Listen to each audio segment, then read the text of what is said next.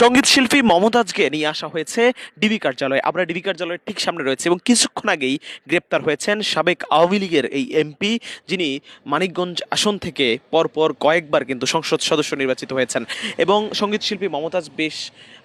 কয়েক বছর ধরে, অর্থাৎ লোকসঙ্গীতে তিনি কিন্তু বেশ জনপ্রিয় এবং বছরের পর বছর সাধারণ মানুষের কাছে বেশ জনপ্রিয় ছিলেন। এবং এই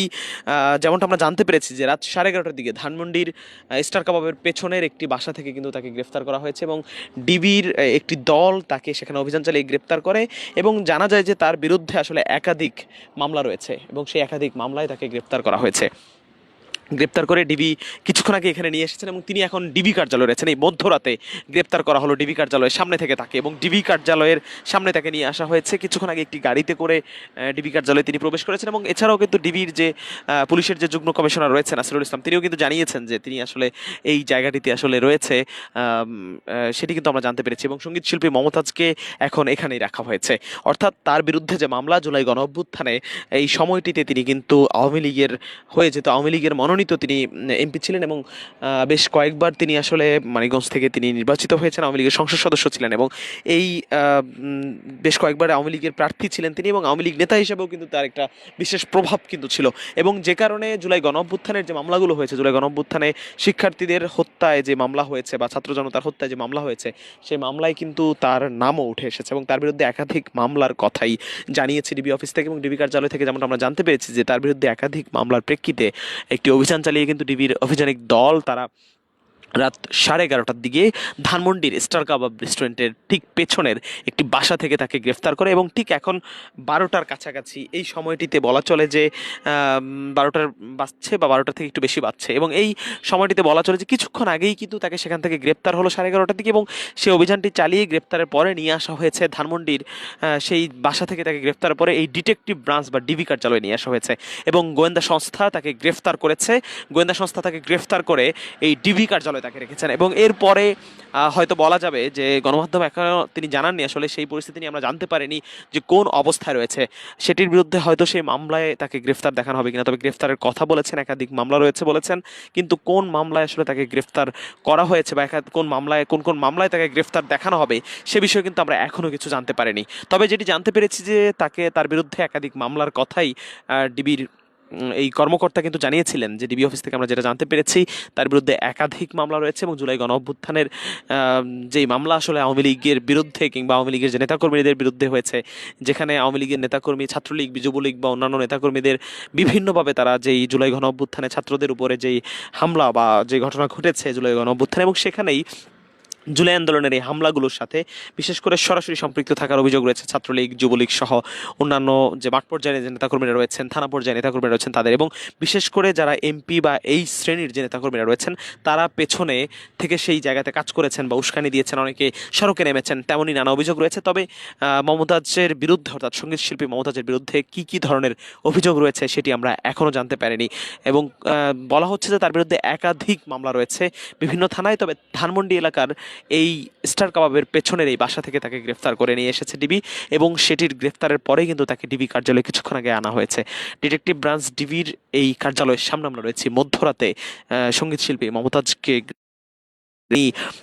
এর বাহিরেও কিন্তু তিনি আওয়ামী লীগের নেতা হিসেবেই পরিচিত রয়েছেন।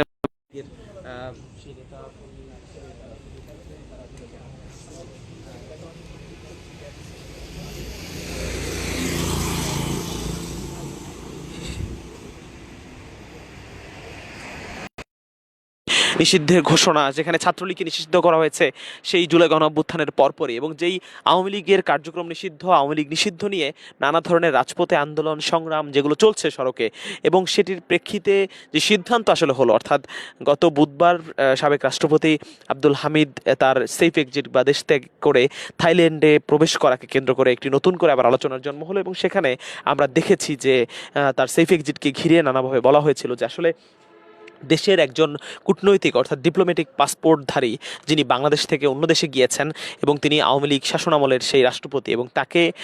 যে দেশ ত্যাগ তিনি এভাবে করলেন এবং যার পেছনে তিনি তো পালিয়ে দেশ ত্যাগ করেনি, বরং তিনি এয়ারপোর্ট হয়েই তিনি দেশ ত্যাগ করেছেন। এবং সেটা নিয়ে এই প্রশ্নটা উঠে আসলে যে যারা আওয়ামী লীগের নেতারা রয়েছেন, আওয়ামী লীগের নেতাকর্মীরা, এমপি বা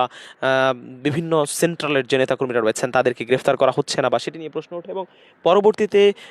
বুধবার রাত 3টা 5 মিনিটের দিকে এই ঘটনা পড়ার পরেই কিন্তু সারা রাত, ভোর রাত থেকে শুরু করে সারা দিনব্যাপী নানা জল্পনা কল্পনা, নানা আলোচনার তুঙ্গে ছিল আসলে এই রাষ্ট্রপতির দেশত্যাগ বা আওয়ামী লীগ নেতাদের পুনর্বাসন করা হচ্ছে কিনা সেই প্রশ্ন কিন্তু বারবার হচ্ছিল। এবং তারই পরিপ্রেক্ষিতে বৃহস্পতিবার রাত 10টার দিকেই কিন্তু প্রধান উপদেষ্টার বাসভবনের সামনে সে আন্দোলন সংগ্রাম শুরু হয় এবং এনসিপি নেতা হাসনাত আবদুল্লাহ সেটির ডাক দেন। পরবর্তীতে সেখানে আমরা দেখেছি যে সারা রাত ভর আন্দোলন চলেছে, স্লোগান চলেছে আওয়ামী লীগের নিষিদ্ধের দাবিতে। পরবর্তীতে সেটির ঠিক শুক্রবার দিন গণজমায়েত হলো, এবং পরবর্তীতে শুক্রবার দিন গণজমায়েতের পরে বিকেল থেকে কিন্তু শাহবাগ অবরোধের ডাক দেওয়া হলো এবং শুক্রবার রাতেই আসলে নতুন করে সিদ্ধান্ত আসলো। এবং এই যে মানে বৈঠকের পর সিদ্ধান্ত বা আওয়ামী লীগের নিষিদ্ধর যে কার্যক্রম, সেই কার্যক্রমের দিকে এগিয়ে যাওয়া এবং অবশেষে এই দলের নেতাকর্মীদের সাইবার স্পেসে যে সিদ্ধান্ত আসলো, সেখানে আসলে সাইবার স্পেসে তারা আসলে কোনো ধরনের দলীয় কর্মকাণ্ড কার্যক্রম সেখানে চালাতে পারবে না। সেখানে আওয়ামী লীগের নেতাদের কর্মকাণ্ড নিয়েও কিন্তু এই দলের নেতাদের কর্মকাণ্ড নিয়ে সেখানে কিন্তু একেবারে সক্রিয় একটি অবস্থানের জায়গা। এবং বলা চলে যে এই আওয়ামী লীগের যে কার্যক্রম নিষিদ্ধের বা যেই বিচার সম্পন্ন না হওয়া পর্যন্ত নিষিদ্ধ কার্যক্রম, সেটি কিন্তু ইতিমধ্যে সেটির প্রকাশিত হয়েছে, সেই গেজেট প্রকাশিত হয়েছে এবং সেটিকে কেন্দ্র করে আমরা দেখছি যে ইতিমধ্যে আজ রাতেই, অর্থাৎ যেটি নিয়ে বিকেল থেকে সন্ধ্যা থেকে নানা ধরনের কার্যক্রম ছিল, আমরা দেখেছি সন্ধ্যায় অর্থাৎ রাত 8টা বা 9টার দিকের ঘটনা যদি বলি, যে এনসিপির যে নেতাকর্মীরা রয়েছে, জাতীয় নাগরিক পার্টির নেতাকর্মীরা, তারা কিন্তু আক্তার সহ সেই নেতাকর্মীরা, সামান্তা শারমিন, তারা উচ্ছ্বাস প্রকাশ করেছেন, তাৎক্ষণিক প্রতিক্রিয়া জানিয়েছেন, শুভেচ্ছা জানিয়েছেন, উল্লাস করেছেন। অন্যদিকে সন্ধ্যার পরে অর্থাৎ দুপুর থেকে কিন্তু সে ধরনের উচ্ছ্বাস আমরা দেখেছি যে শাহবাগ কেন্দ্রিক গরু জবাই দিয়ে গরুর বিরিয়ানি বা ছাগলের খাসির মাংসের যে বিরিয়ানি, সেটির ব্যবস্থা করা হয়েছে। সেখানে সাধারণ মানুষের মাঝে, নেতাকর্মীদের মাঝে কিন্তু বিরিয়ানি বিলি করা হয়েছে, উচ্ছ্বাস প্রকাশ করা হয়েছে এই আওয়ামী লীগের নিষিদ্ধের এই প্রেক্ষাপটে। এবং সেখানে তার কিছুক্ষণ পরে, যেখানে যে উচ্ছ্বাস আমরা দেখেছি রাত 10টা পর্যন্ত যে উচ্ছ্বাস চলেছে, সেখানে তার পরপরই ডিবি কার্যালয়ে এমন কর্মকাণ্ড এবং ডিবির অভিযানিক দল কিন্তু সক্রিয় রয়েছে নেতাকর্মীদের গ্রেফতারের প্রসঙ্গে। এবং সেখানে আমরা দেখছি যে এই যে তার বিরুদ্ধে, অর্থাৎ সাবেক এই সঙ্গীত শিল্পী মমতাজের বিরুদ্ধে একাধিক মামলা রয়েছে বলেই কিন্তু তাকে গ্রেফতার করে নিয়ে আসা হয়েছে এবং তিনি ডিবি কার্যালয়ে রয়েছেন বর্তমানে, তেমনটি কিন্তু আমরা জানতে পেরেছি। কিছুক্ষণ আগে তাকে নিয়ে আসা হয়েছে সেই জায়গাটিতে এবং ধানমন্ডির স্টার কাবাবের পেছনের একটি বাসা থেকে গ্রেফতার করে নিয়ে আসা হয়েছে এবং কিছুক্ষণ আগেই তাকে আসলে এখানে ডিবি কার্যালয়ে নিয়ে আসা হয়েছে এবং জানা গেছে যে তার বিরুদ্ধে একাধিক মামলা রয়েছে এবং জুলাই গণঅভ্যুত্থানে যে কর্মকাণ্ড, সেখানে আওয়ামী লীগের যে কর্মকাণ্ড ছিল, সেই কর্মকাণ্ডে আসলে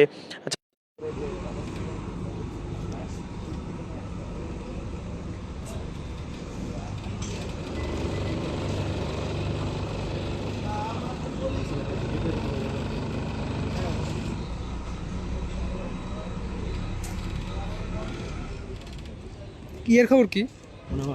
হ্যাঁ, কেন্দ্রীয় যে আওয়ামী লীগের ছাত্রলীগ, যুবলীগ, শ্রমিক লীগ বা বিভিন্ন জায়গার যে কেন্দ্রীয় নেতাকর্মীরা রয়েছেন, বিভিন্ন এলাকার এমপিরা রয়েছেন, বিভিন্ন এলাকাভিত্তিক সারা দেশেই এই ঘটনার রেশ পড়েছে এবং বিভিন্ন জায়গায় নানা ঘটনা কিন্তু ঘটেছে। তার পরিপ্রেক্ষিতে আমরা দেখতে পাচ্ছি যে এমন ঘটনা ঘটছে এবং কিছুক্ষণ আগেই আজ রাতে 11:30টার দিকে কিন্তু 11টা 30 মিনিটের দিকে রাজধানীর ধানমন্ডির স্টার কাবাবের পেছনের একটি বাসা থেকে কিন্তু গ্রেফতার করা হয় এই সাবেক এই সঙ্গীত শিল্পী মমতাজকে, অর্থাৎ সঙ্গীত শিল্পী মমতাজ। এবং তার যে বড় পরিচয়, তিনি আওয়ামী লীগের একজন নেত্রী, তিনি বেশ কয়েকবার আসলে আওয়ামী লীগের মনোনীত প্রার্থী হয়ে তিনি নির্বাচিত হয়েছেন, এমপি হয়েছেন এবং তার এই সংসদ সদস্য হিসেবে কিন্তু তিনি পরিচিত রয়েছেন। এছাড়া সাধারণ মানুষের কাছে তিনি, তার পরিচিতি রয়েছে লোকসঙ্গীত শিল্পী হিসেবে কিন্তু তিনি পরিচিতি রয়েছে এবং বেশ সাধারণ মানুষের কাছে তার বেশ জনপ্রিয়তা রয়েছে। তবে সঙ্গীত শিল্পী এই মমতাজকে গ্রেফতার করেছে ডিবি এবং ডিবি থেকে তাকে নিয়ে আসা হয়েছে ইতিমধ্যে, সেমনটি কিন্তু আমরা জানতে পেরেছি। সেটি কিন্তু আপনাদেরকে জানানোর চেষ্টা করছিলাম। ডিটেকটিভ ব্রাঞ্চ ডিবি কার্যালয়ে তিনি রয়েছেন, তবে একাধিক মামলা তার বিরুদ্ধে রয়েছে বলে আমরা জানতে পেরেছি। কিন্তু কি ব্যবস্থা নেওয়া হবে বা কোন মামলায় তাকে গ্রেফতার করা হয়েছে সেটি যেমনটা জানানো হয়েছে, তবে কোন মামলায় তাকে আসলে গ্রেফতার দেখানো হবে, কোন কোন মামলায় আসলে তাকে গ্রেফতার দেখাবে ডিএমপির এই গোয়েন্দা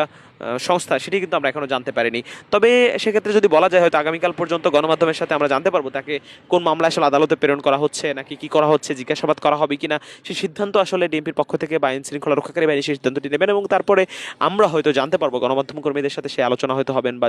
জানানো হবে যে কি করা হচ্ছে। তবে সেটি